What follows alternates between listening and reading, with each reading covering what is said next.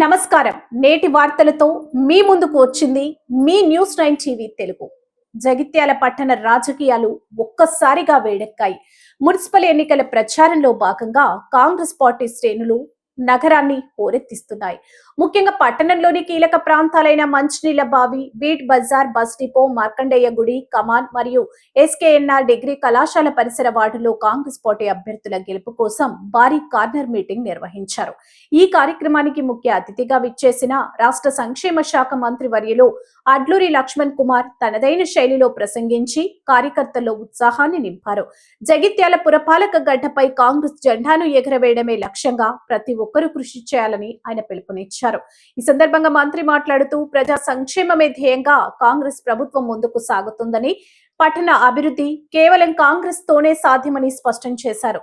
స్థానిక అభ్యర్థులను భారీ మెజార్టీతో గెలిపించి జగిత్యాల మున్సిపాలిటీని అభివృద్ధి పథంలో నడిపించాలని ప్రజల్ని కోరారు.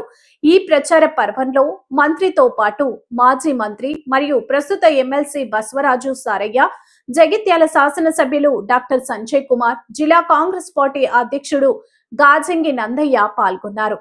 నాయకులంతా కలిసి ఇంటింటికి వెళ్లి కాంగ్రెస్ ప్రభుత్వ పథకాలను వివరిస్తూ ఓటర్లను అభ్యర్థించారు. భారీ సంఖ్యలో తరలివచ్చి ప్రజలు కార్యక్రమాలతో జగిత్యాల వీధులన్నీ కాంగ్రెస్ మయంగా మారాయి.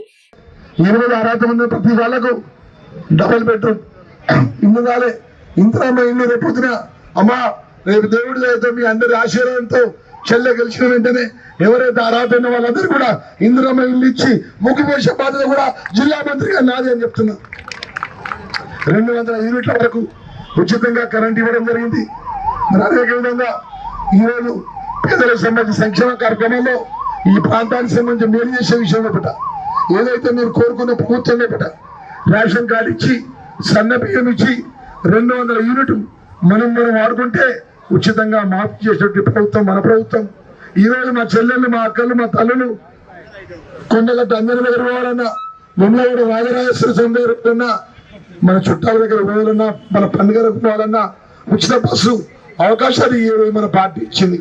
మరి 8,000 చేసే విషయంలో పట్ట మహిళా సంఘ సోదరులను 1 కోటి మంది కోటేశ్వరులు చేసే విషయంలో కానీ, అన్ని విధాలా మేలు చేసే విషయంలో కానీ మన ప్రభుత్వం, మన మార్పు కోరుకున్న ప్రభుత్వంలో పట్ట ఈరోజు రాబోయే 3 సంవత్సరాలు గౌరవ ముఖ్యమంత్రి మంత్రి నేతృత్వంలో పట్ట చేయూత ప్రభుత్వం మన ప్రభుత్వం ఉంటుంది. జిల్లా మంత్రిగా నేనుంటా, ఎమ్మెల్యేగా సంజయ్ కుమార్ గారు ఉంటారు, చెల్లె ఉంటుంది. మీరు ఆశీర్వదించాలని చెప్పి నేను వచ్చాను ముందుకు. మరి ఈ ఎన్నికల్లో కాంగ్రెస్ తన జెండాను ఎలా ఎగరవేయబోతుందో వేచి చూడాలి. మరిన్ని వార్తల కోసం చూస్తూనే ఉండండి న్యూస్ 9 టీవీ తెలుగు. జై హింద్.